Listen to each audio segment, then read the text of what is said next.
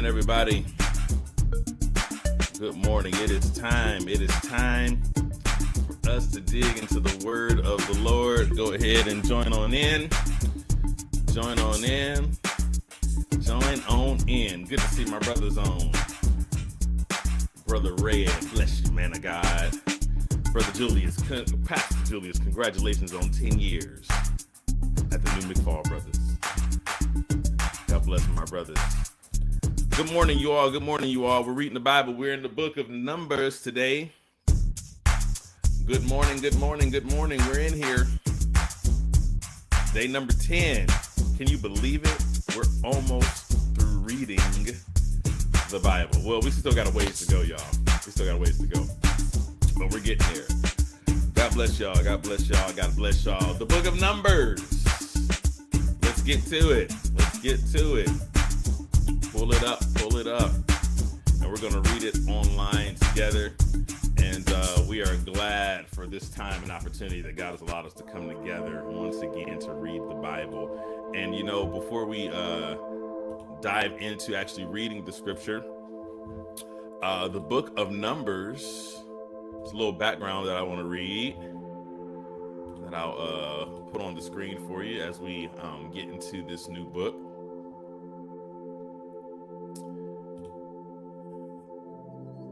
Make a little adjustment here.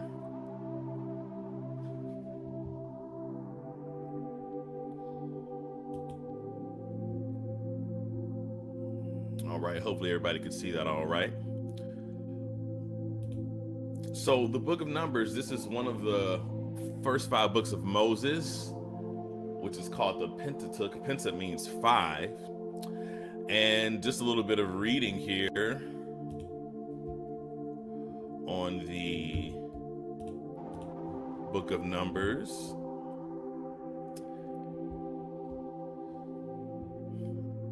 I'm going to scroll down. The book of Numbers, the word Numbers in the Hebrew Bible is Bamidbar, which means in the desert or in the wilderness. And this is the time of counting in the wilderness where a census was done, a couple of censuses actually. So the book of Numbers in particular must be interpreted as part of this desert tradition, which is significant and symbolic for both for Jewish communities and Christian believers. The covenant had been established at Sinai, and now the people of Israel must live out that relationship in all areas of life and demonstrate what that relationship entails. The desert experience is a prototype of all the experiences that the Israelites would go through in their history. This period stands as a lesson for all. And this is coming from the Africa Bible Commentary, which is a commentary that I use quite frequently for my preaching. It says, in the book of Numbers, we witness the desert generation struggle with the transition from one way of life to another and with the transmission of their experience to the next generation. We see the possibilities and problems in the passing on of faith and how God and people played their parts. Alrighty, so that's just a little insight to the book of Numbers. This is chronicling the time actually in the wilderness, the census that has been done to count the people who are in the nation of Israel. We've done Genesis, Exodus, Leviticus. So Numbers is the wilderness, and then Deuteronomy, which we'll get to, is the second giving of the law for the new generation of Israelites that are going into the promised land. So in the book of Numbers, folks getting numbered, and basically a whole generation is getting wiped out to prepare for another generation that's going into the promised land. All right, so that's the book of Numbers in a nutshell. Of course, there's some more detailed insights that you can get and see from other places. So I encourage you to do a little research, do some insight on the book of Numbers and all the books that we read. We're going through all of them, so why not get a little brief snapshot of them all? All right, so let's dig into the word of the Lord. Let me know if this design, for those that are watching online from the camera, TikTok, y'all are just gonna kind of see me talking. So let me know if this works out, if we want to switch the layout, just try something a little different. All right, let's start with the book of Numbers, Numbers chapter 1. verse number 1. And Lord, show us amazing things, wonderful things out of your law. Let us be transformed by the word. In Jesus' name, amen. I also encourage you, you're watching on Instagram, you're watching online, likes, comments, all the stuff. Let's do that. Good stuff. Minister Cole, good to see you, my brother. Good to see everybody that's on here today. All right, let's read. Good stuff. And the Lord spoke to Moses in the wilderness of Sinai, in the tabernacle of the congregation, on the first day of the second month, in the second year, after they were coming out of the land of Egypt, saying, take ye the sum of all the congregation of the children of Israel. Oh, New Living Translation. Sorry, y'all.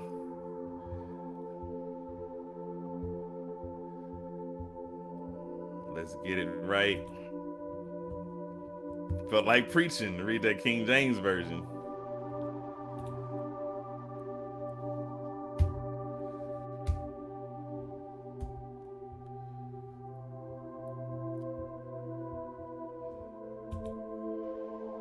There we go.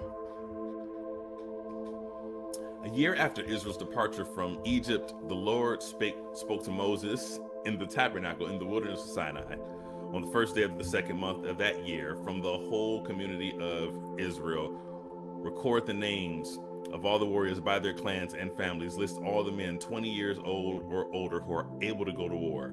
You and Aaron must register the troops, and you will be assisted by one family leader from each tribe. These are the tribes and the names of the leaders who will assist you. Reuben, Eliezer, son of Shador. Simeon, Shalumiel, son of Zurishaddai. Judah, Nahashon, son of Amminadab. Issachar, Nathanael, son of Zuar. Zebulun, Eliab, son of Helon. Ephraim, son of Joseph. Elishama, son of Amihud. Manasseh, son of Joseph. Gamaliel, son of Pedazur. Benjamin, Abidan, son of Gideon. Dan, Ahiezer, son of Ammishaddai. Asher, Pagiel, son of Okran. Gad, Eliasaph, son of Deuel. Naphtali, Ahira, son of Enan. These are the chosen leaders of the community, the leaders of their ancestral tribes, the head of the clans of Israel. So Moses and Aaron called together these chosen leaders, and they assembled the whole community of Israel on that day. And the people were registered according to their ancestry by their clans and families. The men of Israel who were 20 years old or older were listed one by one, just as the Lord had commanded Moses. So Moses recorded their names in the wilderness of Sinai. This is the number of men 20 years old or older who were able to go to war, as their names were listed in the records of their clans and families. Reuben, Jacob's oldest son, 46,500. Simeon, 59,300. Gad, 45,650. Judah, 74,600. Issachar, 54,400. Zebulun, 57,400. Ephraim, son of Joseph, 40,500. Manasseh, son of Joseph, 32,200. Benjamin, 35,400. Dan, 62,700. Asher, 41,500. Naphtali, 53,400. These were the men registered by Moses and Aaron and the 12 leaders of Israel, all listed according to their ancestral descent. They were registered by families, all the men of Israel who were 20 years old or older and able to go to war. The total number was 603,550. But this total did not include the Levites, for the Lord had said to Moses, do not include the tribe of Levi in the registration. Do not count them with the rest of the Israelites.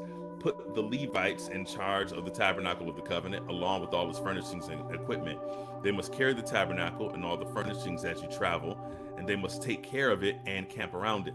Whenever it is time for the tabernacle to move, the Levites will take it down, and when it is time to stop, they will set it up again. But any unauthorized person who goes too near the tabernacle must be put to death. Each tribe of Israel will camp in a designated area with its own family banner. But the Levites will camp around the tabernacle of the covenant to protect the community of Israel from the Lord's anger. The Levites are responsible to stand guard around the tabernacle. So the Israelites did everything as the Lord had commanded.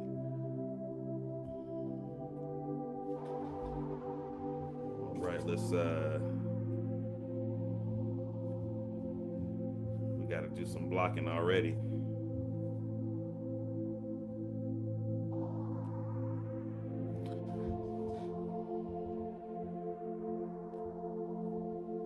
All right, Numbers chapter 2.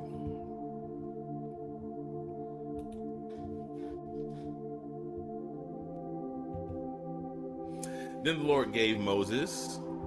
Lord gave these instructions to Moses and Aaron. When the Israelites set up camp, each tribe will be assigned its own area. The tribal division will camp beneath their family banners on all four sides of the tabernacle, but at some distance from it. The divisions of Judah, Issachar, and Zebulun are to camp toward the sunrise on the east side of the tabernacle beneath their family banners. These are the names of the tribes, their leaders, and the numbers of their registered troops. Judah, Nahshon, son of Amminadab, 74,600. Issachar, Nathanael, son of Zuar, 54,400.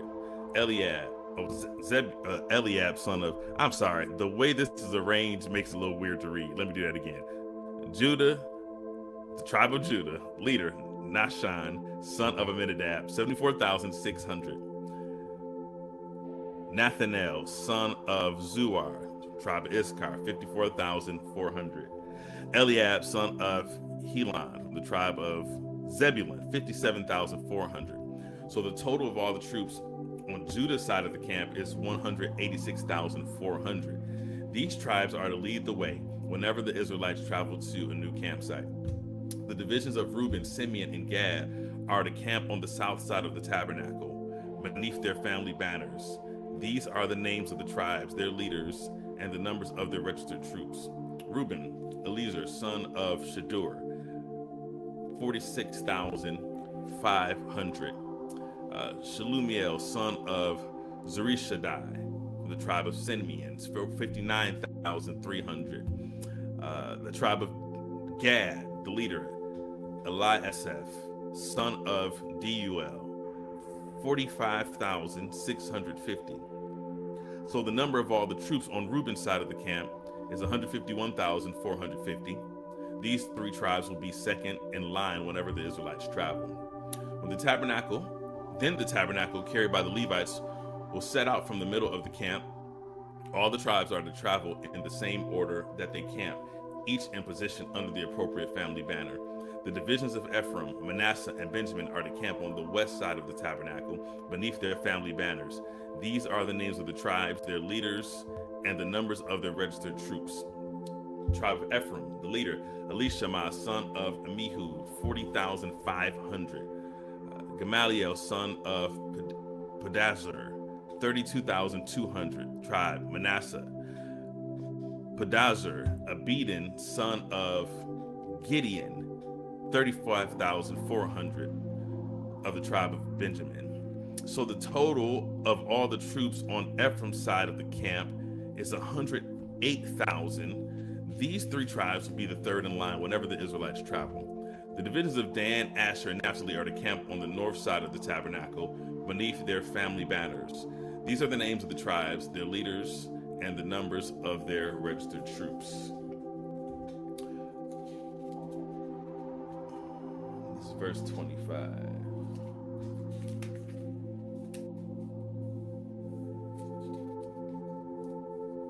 Okay.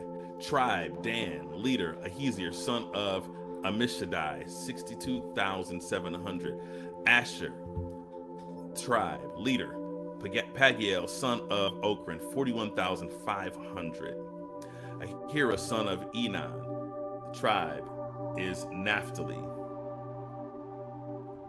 53,400.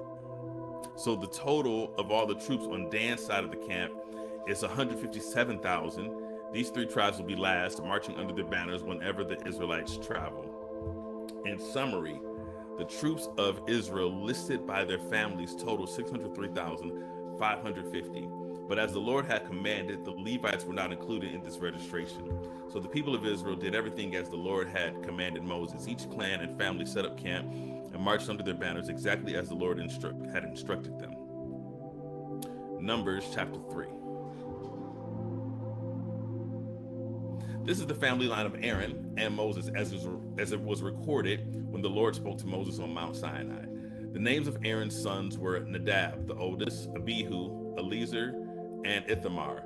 These sons of Aaron were anointed and ordained to minister as priests, but Nadab and Abihu died in the Lord's presence in the wilderness and Sinai when they burned before the Lord the wrong kind of fire, different than he had commanded.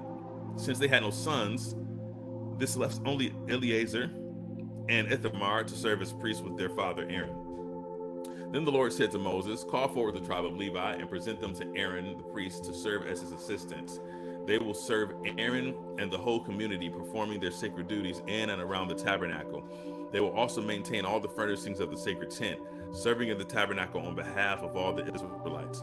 Assign the Levites to Aaron and his sons. They have been given from among all the people of Israel to serve as their assistants. Appoint Aaron and his sons to carry out the duties of the priesthood. But any unauthorized person who goes too near the sanctuary must be put to death." And the Lord said to Moses, "Look, I have chosen the Levites from among the Israelites to serve as substitutes for all the firstborn sons of the people of Israel. The Levites belong to me, for all the firstborn males are mine. On the day I struck down all the firstborn sons of the Egyptians, I set apart for myself all the firstborn in Israel, both of people and of families. They are mine, and I am the Lord." The Lord spoke again to Moses in the wilderness of Sinai. He said, "Record the names of the members of the tribe of Levi by their families and clans. List every male who is 1 month old or older." So Moses listed them just as the Lord had commanded. Levi had 3 sons whose names were Gershon, Kohath, and Merari. The clans descended from Gershon were named after 2 of his descendants, Libni and Shemiah. The clans descended from Kohath were named after 4 of his descendants, Amram, Izhar, Hebron, and Uzziel. The clans descended from Merari were named after 2 of his descendants, Mali and Mushi. These were the Levite clans listed according to their family groups. The descendants of Gershon were composed of the clans descended from Libni and Shemiah. They were 7,500 males, 1 month old or older among the Gershonite clans. They were assigned the area to the west of the tabernacle for their camp. The leader of the Gershonite clans was Eliasaph, son of Lael. These 2 clans were responsible to care for the tabernacle, including the sacred tent with its layers and coverings, the curtain at its entrance, the curtains of the courtyard that surrounded the tabernacle and altar, the curtain at the courtyard entrance, the ropes, and all the equipment related to their use. The descendants of Kohath were composed of the clans descended from Amram, Izhar, Hebron, and Uzziel. There were 8,600 males, 1 month old or older among these Kohathite clans. They were responsible for the care of the sanctuary, and they were assigned the area south of the tabernacle for their camp. The leader of the Kohathite clans was Elizaphan, son of Uzziel. These 4 clans were responsible for the care of the ark, the table, the lampstand, the altars, the various articles used in the sanctuary, the inner curtain, and all the equipment related to their use. Eleazar, son of Aaron the priest, was the chief administrator over all the Levites with special responsibilities for the oversight of the sanctuary. The descendants of Merari were composed of the clans descended from Mali and Mushi. There were 6,200 males 1 month old or older among these Merarite clans. They were assigned the area north of the tabernacle for their camp. The leader of the Merarite clans was Zuriel, son of Abihail. These 2 clans were responsible for the care of the frame supporting the tabernacle, the crossbars, the pillars, the bases, and all the equipment related to their use. They were also responsible for the posts of the courtyard and all their bases, pegs, and ropes. The area in front of the tabernacle in the east toward the sunrise was reserved for the tents of Moses and of Aaron and his sons, who had the final responsibility for the sanctuary on behalf of the people of Israel. Anyone other than a priest or Levite who went too near the sanctuary was to be put to death. When Moses and Aaron counted the Levite clans at the Lord's command, the total number was 22,000 males, 1 month old or older. Then the Lord said to Moses, "Now count all the firstborn sons in Israel who are 1 month old or older, and make a list of their names. The Levites must be reserved for me as substitutes for the firstborn sons of Israel. I am the Lord. And the Levites' livestock must be reserved for me as substitutes for the firstborn livestock of the whole nation of Israel." So Moses counted the firstborn sons of the people of Israel, just as the Lord had commanded. The number of firstborn sons who were 1 month old or older was 22,273. Then the Lord said to Moses, "Take the Levites as substitutes for the firstborn sons of the people of Israel, and take the livestock of the Levites as substitutes for the firstborn livestock of the people of Israel. The Levites belong to me. I am the Lord. There are 273 more firstborn sons of Israel than there are of Levites. To redeem these extra firstborn sons, collect 5 pieces of silver for each of them, each piece weighing the same as the sanctuary shekel, which equals 20 gerahs. Give the silver to Aaron and his sons as the redemption price for the extra firstborn sons." So Moses collected the silver for redeeming the firstborn sons of Israel, who exceeded the number of Levites. He collected 1,365 pieces of silver on behalf of these firstborn sons of Israel, each piece weighing the same as the sanctuary shekel. And Moses gave the silver for the redemption to Aaron and his sons, just as the Lord had commanded. Now we're in Numbers chapter 4.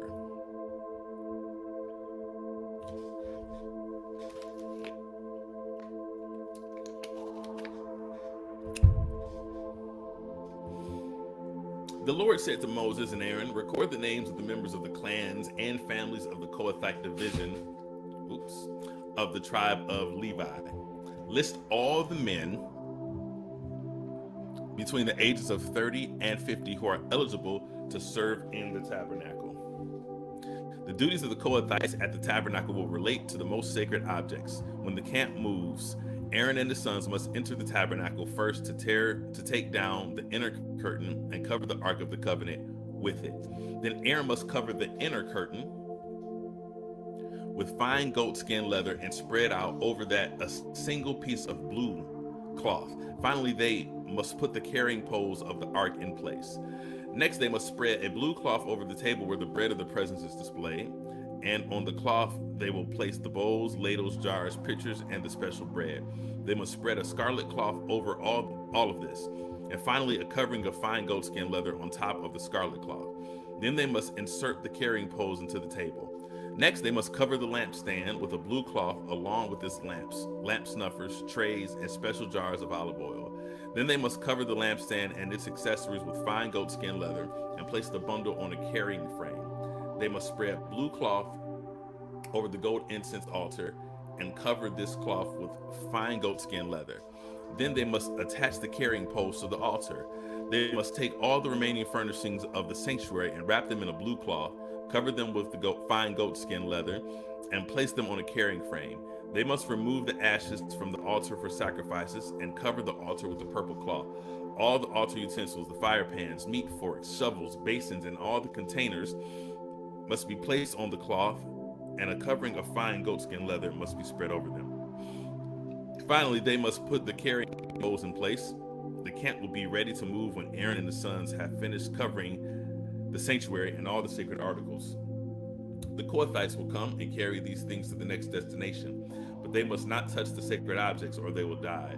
So these are the things from the tabernacle that the Kohathites must carry. Eleazar, son of Aaron the priest, will be responsible for the oil of the lampstand, the fragrant incense, the daily grain offering, and the anointing oil.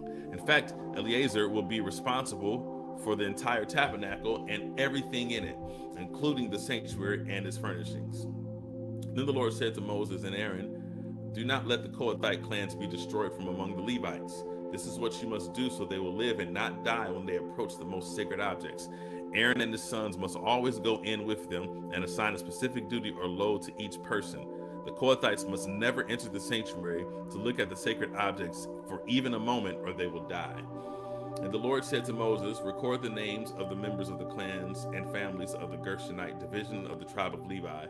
List all the men between the ages of 30 and 50 who are eligible to serve in the tabernacle. These Gershonite clans will be responsible for general service and carrying loads. They must carry the curtains of the tabernacle itself with its coverings, the outer covering of fine goatskin leather, and the curtain for the tabernacle entrance. They are to carry the curtains for the courtyard walls that surround the tabernacle and altar, the curtain across the courtyard entrance, the ropes, and all the equipment related to their use. The Gershonites are responsible for these items. Aaron and his sons will direct the Gershonites regarding all their duties, whether it involves moving the equipment or doing other work. They must assign the Gershonites responsibility for the loads they are to carry. So these are the duties assigned to the Gershonite clans at the tabernacle. They will be directly responsible to Ithamar, son of Aaron, the priest.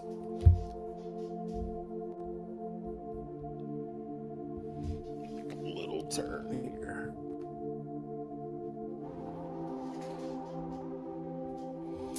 Now record the names of the members of the clans and families of the Merarite division of the tribe of Levi.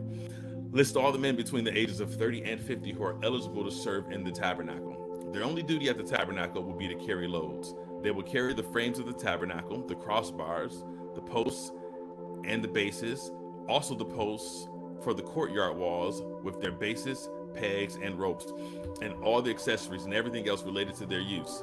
Assign the various loads to each man by name. So these are the duties of the Merarite clans at the tabernacle. They are directly responsible to Ithamar, son of Aaron, the priest. So Moses, Aaron, and the other leaders of the community listed the members of the Kohathite division by their clans and families. The list included all the men between 30 and 50 years of age who were eligible for service in the tabernacle, and the total number came to 2,750. So this was the total of all those from the Kohathite clans who were eligible to serve at the tabernacle. Moses and Aaron listed them just as the Lord had commanded through Moses. The Gershonite division was also listed by its clans and families. The list included all the men between 30 and 50 years of age who were eligible for service in the tabernacle, and the total number came to 2,630. So this was the total of all those from the Gershonite clans who were eligible to serve at the tabernacle. Moses and Aaron listed them just as the Lord had commanded. The Merarite division was also listed by its clans and families. The list included all the men between 30 and 50 years of age who were eligible for service in the tabernacle, and the total number came to 3,200. So this was the total of all those from the Merarite clans who were eligible for service. Moses and Aaron listed them, just as the Lord had commanded through Moses. So Moses, Aaron, and the leaders of Israel listed all the Levites by their clans and families.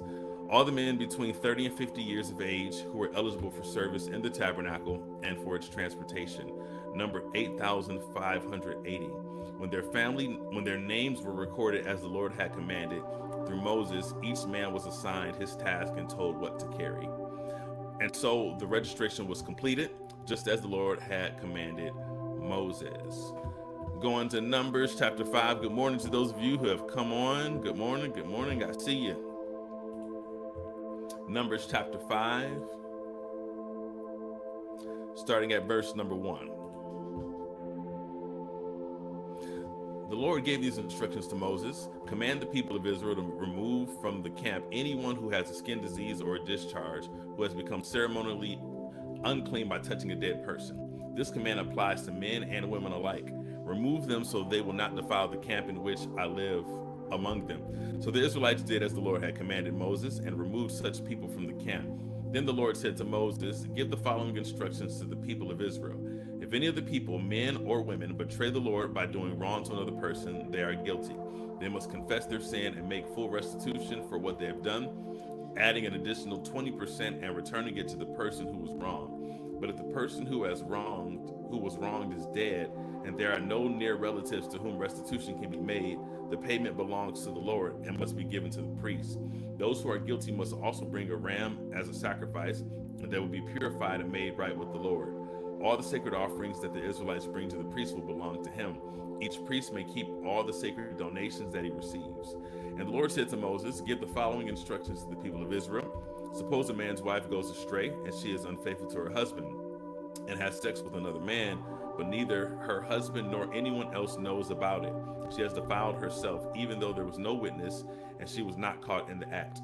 If her husband becomes jealous and is suspicious of his wife and needs to know whether or not she has defiled herself, the husband must bring his wife to the priest. He must also bring an offering of 2 quarts of barley flour to be presented on her behalf. Do not mix it with olive oil or frankincense, for it is a jealousy offering, an offering to prove whether or not she is guilty. The priest will then present her to the stand trial before the Lord. He must take some holy water in a clay jar and pour it into dust he has taken from the tabernacle floor. When the priest has presented the woman before the Lord, he must bind her hair and put in her hands the offering of proof, the jealousy offering, to determine whether her husband's suspicions are justified. The priest will stand before her holding a jar of bitter water that brings a curse to those who are guilty. The priest will then put the woman under oath and say to her, "If no other man has had sex with you, and you have not gone astray and defiled yourself while under your husband's authority, may you be immune from the effects of this bitter water that brings on the curse. But if you have gone astray by being unfaithful to your husband and have defiled yourself by having sex with another man, at this point, the priest must put the woman under oath by saying, 'May the people know that the Lord's curse is upon you when he makes you infertile, causing your womb to shrivel and your abdomen to swell. Now may this water that brings the curse enter your body and cause your abdomen to swell and your womb to shrivel.' And the woman will be required to say, 'Yes, let it be so.' And the priest will write these curses on a piece of leather and wash them off in the bitter water. He will make the woman drink the bitter water that brings on the curse. When the water enters her body, it will cause bitter suffering if she is guilty. The priest will take the jealousy offering from the woman's hand, lift it up before the Lord, and carry it to the altar. He will take a handful of the flour as a token portion and burn it on the altar, and he will require the woman to drink the water. If she has defiled herself by being unfaithful to her husband, the water that brings on the curse will cause bitter suffering. Her abdomen will swell and her womb will shrink, and her name will be a curse among her people. But if she has not defiled herself and is pure, then she will be unharmed and will be able to have children. This is the ritual law for dealing with suspicion. If a woman goes astray and defiles herself while under her husband's authority, or if a man becomes jealous and is suspicious that his wife has been unfaithful, the husband must present his wife before the Lord, and the priest will apply this entire ritual law to her. The husband will be innocent of any guilt in this matter, but his wife will be held accountable for her sin. Whoo-wee. As I've said before, thank God for grace. Numbers chapter 6. Then the Lord said to Moses, "Give the following instructions to the people of Israel. If any of the people, either men or women, take the special vow of a Nazirite, setting themselves apart to the Lord in a special way, they must give up wine and other alcoholic drinks. They must not use vinegar made from wine or from other alcoholic drinks. They must not drink fresh grape juice, and they must not eat grapes or raisins. As long as they are bound by their Nazirite vow, they are not allowed to eat or drink anything that comes from a grapevine, not even the grape seeds or skins. They must never cut their hair throughout the time of their vow, for they are holy and set apart to the Lord. Until the time of their vow has been fulfilled, they must let their hair grow long. And they must not go near a dead body during the entire period of their vow to the Lord. Even if the dead person is their own father, mother, brother, or sister, they must not defile themselves, for the hair on their head is the symbol of their separation to God. This requirement applies as long as they are set apart to the Lord. If someone falls dead beside them, the hair they have dedicated will be defiled. They must wait 7 days and then shave their heads. Then they will be cleansed from their defilement. On the 8th day, they must bring 2 turtle doves or 2 young pigeons to the priest at the entrance of the tabernacle. The priest will offer one of the birds for a sin offering and the other for a burnt offering. In this way, he will purify them from the guilt they incurred through contact with the dead body. Then they must reaffirm their commitment and let their hair begin to grow again. The days of their vow that were completed before their defilement no longer count.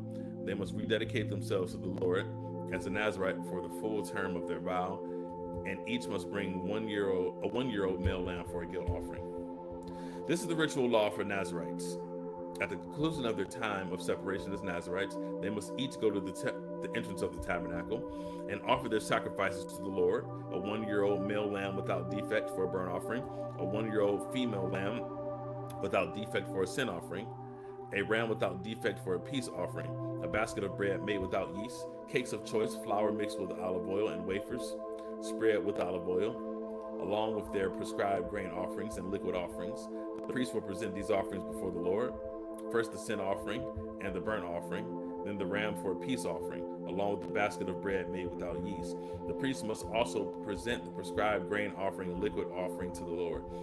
Then the Nazirites will shave their heads at the entrance of the tabernacle. They will take their hair that had been dedicated and place it on the fire beneath the peace offering sacrifice. After the Nazarite's head has been shaved, the priest will take for each of them the boiled shoulder of the ram, and he will take from the basket a cake and a wafer made without yeast. He will put them all into the Nazarite's hands.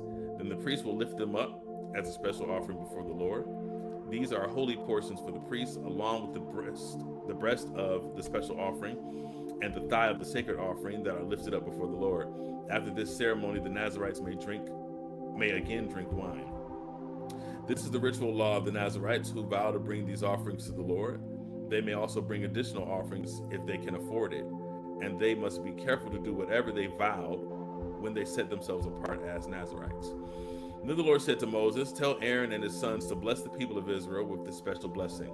May the Lord bless you and protect you. May the Lord smile on you and be gracious to you. May the Lord show you his favor and give you his peace." Whenever Aaron and his sons bless the people of Israel in my name, I myself will bless them. Numbers chapter 7. On the day Moses set up the tabernacle, he anointed it and set it apart as holy. He also anointed and set apart all its furnishings and the altar with its utensils. Then the leaders of Israel, the tribal leaders who had registered the troops, came and brought their offerings. Together they brought 6 large wagons and 12 oxen. There was a wagon for every 2 leaders and an ox for each leader. They presented these to the Lord in front of the tabernacle. Then the Lord said to Moses, "Receive their gifts and use these oxen and wagons for transporting the tabernacle. Distribute them among the Levites according to the work they have to do." So Moses took the wagons and oxen and presented them to the Levites. He gave 2 wagons and 4 oxen to the Gershonite division for their work. And he gave 4 wagons and 8 oxen to the Merarite division for their work. All their work was done under the leadership of Ithamar, son of Aaron the priest. But he gave none of the wagons or oxen to the Kohathite division, since they were required to carry the sacred objects of the tabernacle on their shoulders. The leaders also presented dedication gifts for the altar at the time it was anointed. They each placed their gifts before the altar. The Lord said to Moses, "Let one leader bring his gift each day for the dedication of the altar." On the first day of Nishan, son of Amminadab, leader of the tribe of Judah, presented his offering. His offering consisted of a silver platter weighing 3 1/4 pounds and a silver basin weighing 1 3/4 pounds, as measured by the weight of the sanctuary shekel. These were both filled with grain offerings of choice flour moistened with olive oil. He also brought a gold container weighing 4 ounces, which was filled with incense. He brought a young bull, a ram, and a 1-year-old male lamb for a burnt offering, and a male goat for a sin offering. For a peace offering, he brought 2 bulls, 5 rams, 5 male goats, and 5 1-year-old male lambs. This was the offering brought by Nishan, son of Amminadab. On the second day, Nathanael, son of Zuar, leader of the tribe of Issachar, presented his offering. His offering consisted of a silver platter weighing 3 1/4 pounds and a silver basin weighing 1 3/4 pounds, as measured by the weight of the sanctuary shekel. These were both filled with grain offerings of choice flour moistened with olive oil. He also brought a gold container weighing 4 ounces, which was filled with incense. He brought a young bull, a ram, and a 1-year-old male lamb for a burnt offering, and a male goat for a sin offering. For a peace offering, he brought 2 bulls, 5 rams, 5 male goats, and 5 1-year-old male lambs. This was the offering brought by Nathanael, son of Zuar. On the third day, Eliab, son of Helon, leader of the tribe of Zebulun, presented his offering.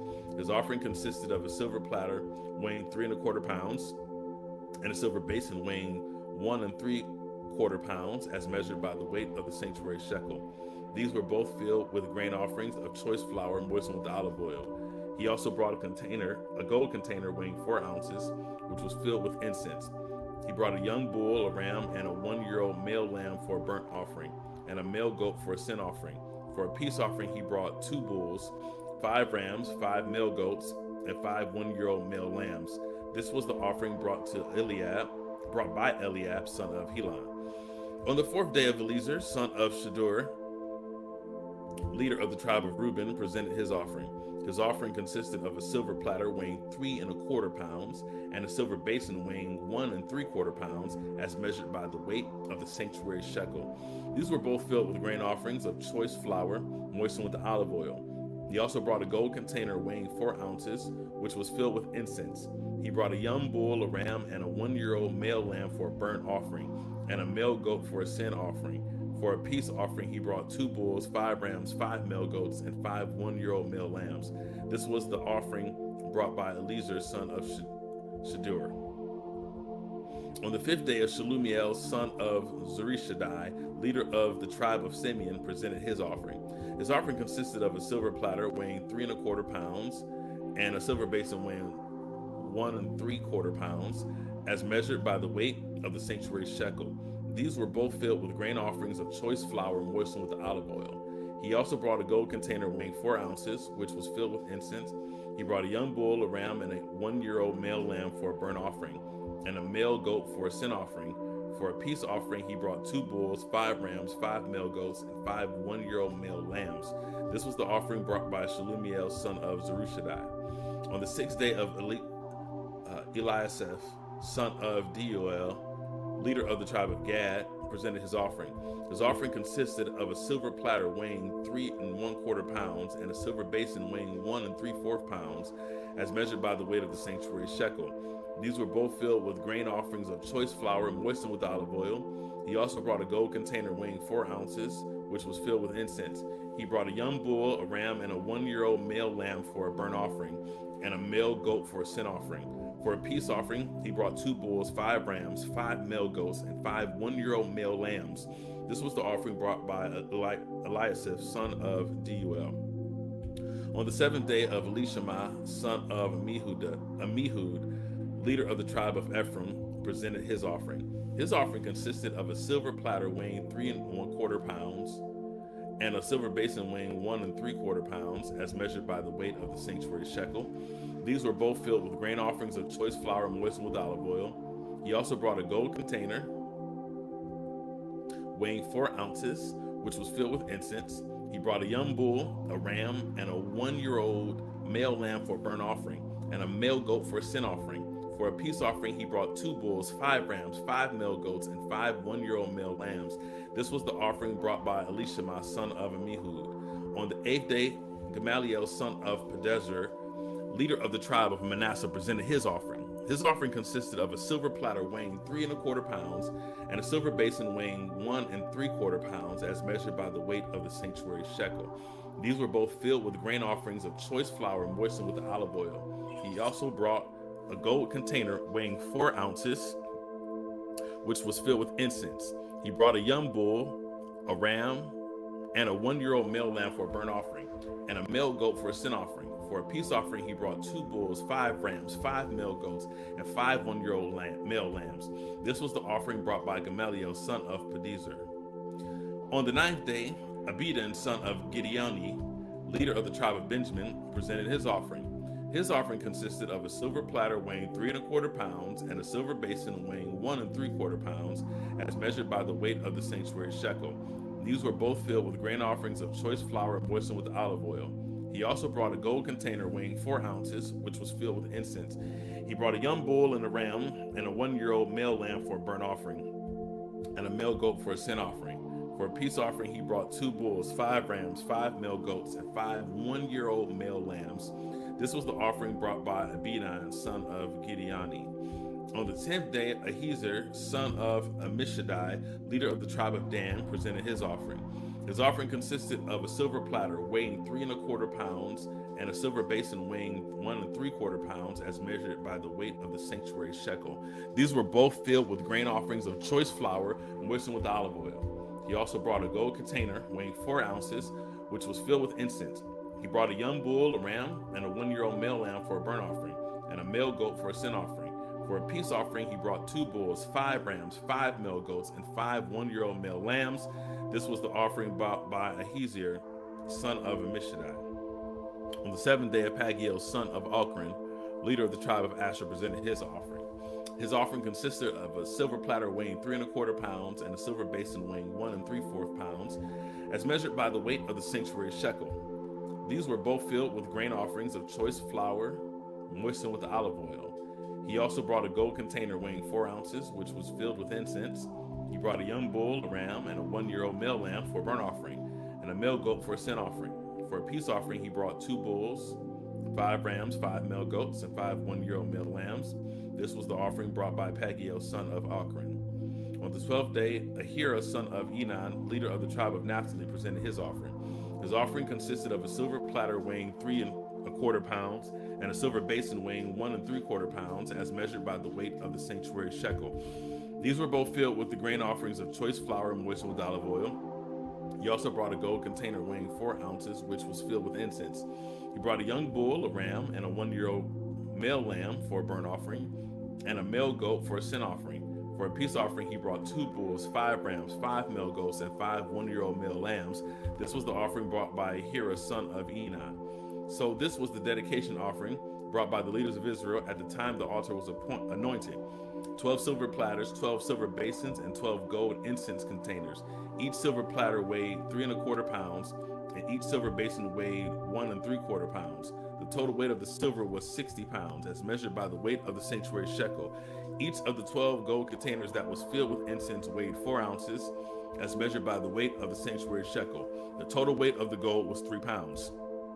12 young bulls, 12 rams, and 12 one-year-old male lambs were donated for the burnt offerings, along with their prescribed grain offerings. 12 male goats were brought for the sin offerings. 24 bulls, 60 rams, 60 male goats, and 61-year-old male lambs were donated for the peace offerings.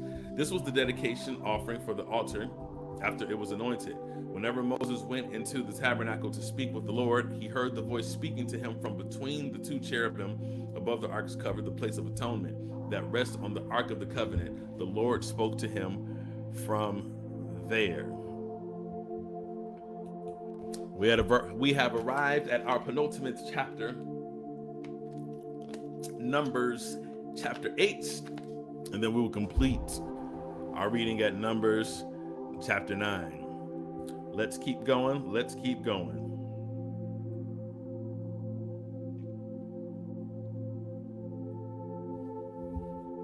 Alrighty. The Lord said to Moses, "Give Aaron the following instructions when you set up the 7 lamps in the lampstand. Place them so their light shines forward in front of the lampstand." So Aaron did this. He set up the 7 lamps so they all reflected their light forward, just as the Lord had commanded Moses. The entire lampstand, from its base to its decorative blossoms, was made of beaten gold. It was built according to the exact design the Lord had shown Moses. Then the Lord said to Moses, "Now set the Levites apart from the rest of the people and make them ceremonially clean. Do this by sprinkling them with water of purification and have them shave their entire body and wash their clothing. Then they will be ceremonially clean. Have them bring a young bull and a grain offering of choice flour moistened with olive oil, along with a second young bull for a sin offering. Then assemble the whole community of Israel and present the Levites at the entrance of the tabernacle. When you present the Levites before the Lord, the people of Israel must lay their hands on them. Raising his hands, Aaron must then present the Levites to the Lord as a special offering from the people of Israel, thus dedicating them to the Lord's service. Next, the Levites will lay their hands on the heads of the young bulls, present one as a sin offering and the other as a burnt offering to the Lord, to purify the Levites and to make them right with the Lord. Then have the Levites stand in front of Aaron and his sons and raise your hands and present them as a special offering to the Lord.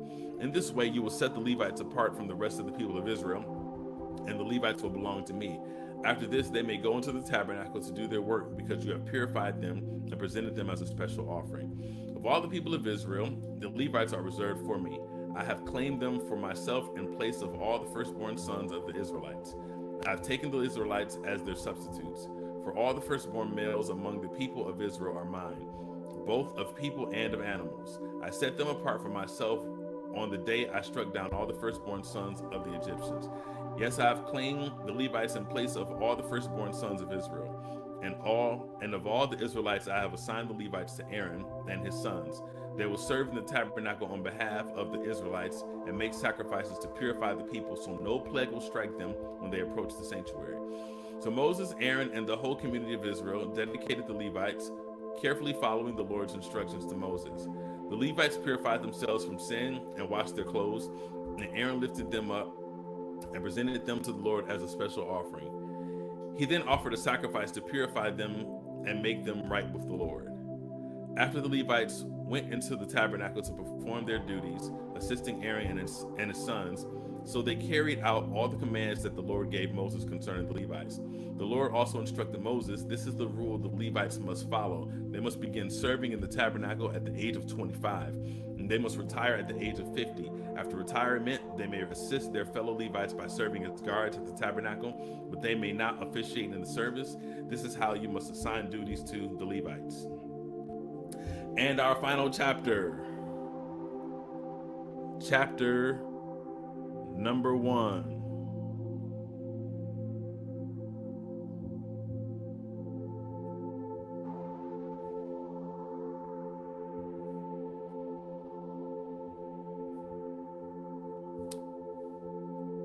Yeah, some foolishness going on here.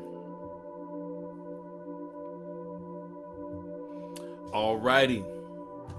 Numbers chapter 9. Let's bring this thing to a close. A year after Israel's departure from Egypt, the Lord spoke to Moses in the wilderness of Sinai. In the first month of that year, he said, tell the Israelites to celebrate the Passover at the prescribed time, at twilight on the 14th day of the month. Be sure to follow all my decrees and regulations concerning this celebration. So Moses told the people to celebrate the Passover in the wilderness of Sinai as twilight fell on the 14th day of the month, and they celebrated the festival there, just as the Lord had commanded Moses. But some of the men had been ceremonially defiled by touching a dead body, so they could not celebrate the Passover that day. They came to Moses and Aaron that day and said, we have become ceremonially unclean by touching a dead body. But why should we be prevented from presenting the Lord's offering at the proper time with the rest of the Israelites? Moses answered, wait here until I have received instructions for you from the Lord. This was the Lord's reply to Moses. Give the following instructions to the people of Israel. If any of the people now or in future generations are ceremonially unclean at Passover time because of touching a dead body, or if they are on a journey and cannot be present at the ceremony, they may still celebrate the Lord's Passover. They must offer the Passover sacrifice 1 month later at twilight on the 14th day of the second month. They must eat the Passover lamb at the time with bitter salad greens and bread made without yeast. They must not leave any of the lamb until the next morning, and they must not break any of its bones. They must follow all the normal regulations concerning the Passover. Those who neglect to celebrate the Passover at the regular time, even though they are ceremonially clean and not away on a trip, will be cut off from the community of Israel. If they fail to present the Lord's offering at the proper time, they will suffer the consequences of the guilt. And if foreigners living among you want to celebrate the Passover to the Lord, they must follow these same decrees and regulations. The same laws apply both to native-born Israelites and to the foreigners living among you. On the day the tabernacle was set up, the cloud covered it.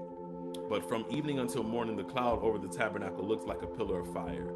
This was the regular pattern. At night, the cloud that covered the tabernacle had the appearance of fire. Whenever the cloud lifted from over the sacred tent, the people of Israel would break camp and follow it. And whenever the cloud settled, the people of Israel would set up camp. In this way, they traveled and camped at the Lord's command whenever he told them to go. Then they remained in their camp as long as the cloud stayed over the tabernacle. If the cloud remained over the tabernacle for a long time, the Israelites stayed and performed their duties to the Lord. Sometimes the cloud would stay over the tabernacle for only a few days, so the people would stay only for a few days, as the Lord commanded. Then at the Lord's command, they would break camp and move on. Sometimes the cloud stayed only overnight and lifted the next morning. But day or night, when the cloud lifted, the people broke camp and moved on. Whether the cloud stayed above the tabernacle for 2 days, a month, or a year, the people of Israel stayed in camp and did not move on. But as soon as it lifted, they broke camp and moved on. So they camped or traveled at the Lord's command, and they did whatever the Lord told them through Moses. It's chapter 9. Got to mark that down.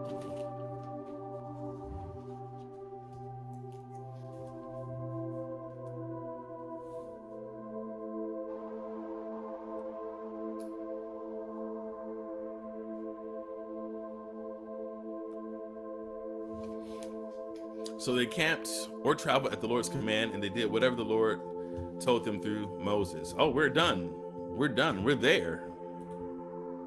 We did it. We did it. What a joy. We have made it through our assigned reading for today. And this is the first time we're doing this today, but the word that we're reading here, all scripture testifies of Jesus Christ. He says this, that you read the scriptures in them, you believe that you have eternal life, and yet they're the scriptures that testify of me. So all that we're reading all points towards Jesus Christ. So if you're watching and you have not made Jesus Christ your Lord and Savior, today is the day of salvation. The Bible says the day that you hear his voice, harden not your heart. So if you don't know Jesus, would you just pray that prayer with me? Just say, Lord Jesus, forgive me of all of my sins. Thank you for dying on the cross for me. Thank you for rising on the third day. Come into my heart. Be my Lord and Savior. That simple prayer, if you pray it sincerely and believe what you've prayed, then you, my friend, are saved. I want to connect with you. There's a lot of ways that you can connect with me to let me know that you've given your life to Jesus Christ. I want you to go to the websites that are scrolling on the bottom. You can go to myptchurch.org and fill out the connect card, or you can go to philoschurch.org, fill out that connect card, and there's some information there that we want to get from you to help you on your journey, and some information we want to get to you. So if you prayed that prayer, wherever you're watching, go to those websites, fill out the connection card, and let us know. If you desire to be a blessing to this ministry that we're doing here every single morning, we're going to put the ways to give on the screen for you. If you're watching for Philos Church today, the ways will be on your screen in just a moment.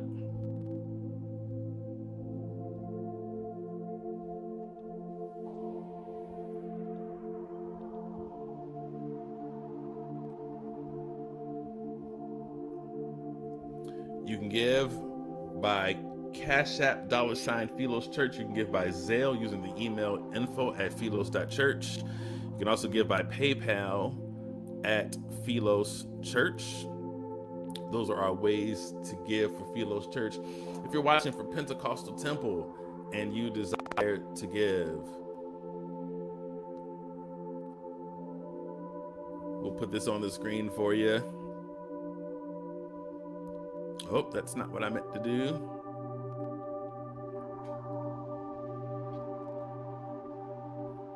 We'll scroll it at the bottom. We'll scroll at the bottom for you. If you're giving for Pentecostal Temple, you can give by texting to give. Texting MyPT Church to 77977. You can give online at the website, myptchurch.org. You can give by Zelle, info@ptchurch.net. And you could always mail in your gift to 30043 Parkwood, Inkster, Michigan. All right, thank you. Thank you for the roses. Thank you for the roses. Thank you for your sacrifice. Thank you for taking out time to read the word of the Lord. Man shall not live by bread alone, but by every word that proceeds out of the mouth of God. We'll see you next week. We've completed our day number 10, so we'll come back Monday at 7:30 a.m., Monday through Friday, reading through the Bible, and let's get through the book of Numbers, y'all. All right, I pray that you have a wonderful, blessed, prosperous weekend, and we'll see you next time. Take care.